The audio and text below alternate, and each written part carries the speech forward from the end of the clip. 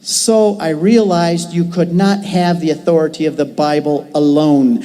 There was never intended to be the Bible alone. In fact, that was the last thing that came along. When I take my groups to Israel, I take 6 groups a year to Israel. I've been there over 140 times. And when I go to Israel, I take people to the top of the Mount of Olives and said, from here, Jesus ascended into heaven. And when they went up, the disciples watched him, and the last thing they saw is the bottom of his dirty feet as he headed up into the cloud. And he did not say, right before he entered the cloud, he did not stop for a minute and say, oh, and by the way, don't forget to read my book. Why? Because there was no book. There was the Old Testament, but there was no New Testament. Jesus never said there was going to be a New Testament. Do you see anywhere in the Gospels where he said, and by the way, there's going to be a book, and I want you all to memorize the book and interpret it for yourselves? Do you ever hear him say that? There's nothing about a book. In fact, in the New Testament, when the word used the New Testament, it's referring to the sacrament of the altar. This is the New Testament in my blood. The New Testament in the New Testament is not about a book. It's about the Eucharist. And it only applied to the book later when that was the book that explained what was happening here and that you could read while you did this. But the New Testament was not a book at first. It was the blessed sacrament, and it was the covenant that God made with us in his flesh and his blood. So, how can you have a religion based on a book when people can't agree about what it means? That's number 2. Oh, I want to finish this thing about Jesus heading up into heaven. I forgot. When he said, don't forget to read my book. What did Jesus leave behind? Did he leave a book behind? He didn't leave a tradition behind either. What did he leave? He left 12 men. And one of them was carrying the keys of the kingdom. He left 12 men. That's all he left, the magisterium of the church. And thank you, Archbishop, for being the successors of one of those 12 original ones. Isn't that wonderful? He is a successor of one of the 12 guys that Jesus left behind. He left them and said, you go out and preach. You go out and teach. You present the gospel, preserve the gospel, develop the gospel. And here we have an apostolic man who has had hands laid on him all the way back from one of those guys who was with Jesus.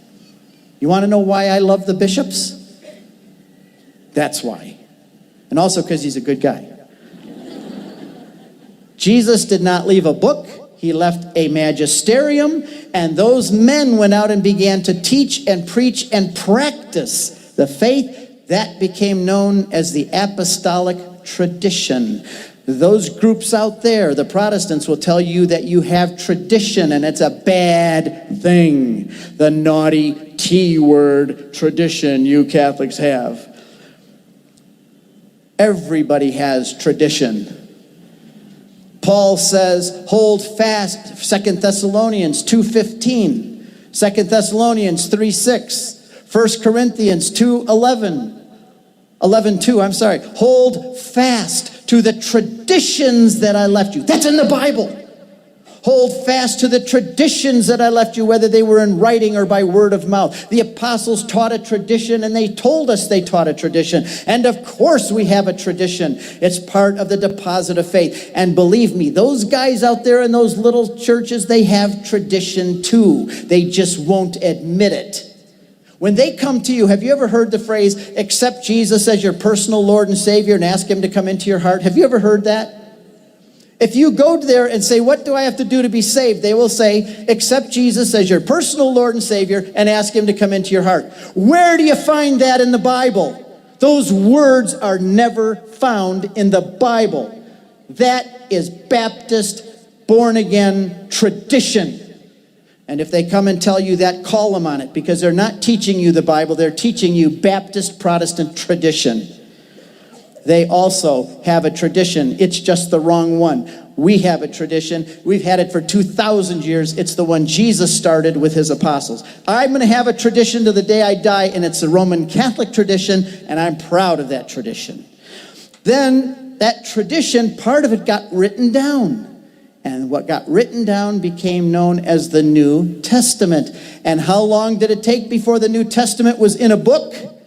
How long did it take before the church determined that there was a New Testament, that it was inspired by God, and that there were a certain number of books in it? Not 26 books, not 28, only 27. It took 400 years before anybody had a collection of the New Testament books.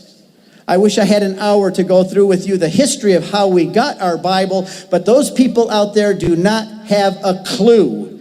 They think the Bible fell from heaven, boom, down, I've got the Bible. God just dropped it from heaven. That's not how it came. It was written in the first 100 years by the apostles. It took 300 years to determine which ones were inspired and authoritative and infallible and inerrant. And then the church, it was the bishops of the church that put the New Testament together. How do the Protestants think they got their Bible anyway? They go around hitting you over the head, thump with their Bible, try to quote it. Where did they get their Bible? They got their Bible from the one holy Catholic and Apostolic Church and her bishops. And I didn't know that because no one told me that. I'm glad I found out. So that's the issue of the Bible.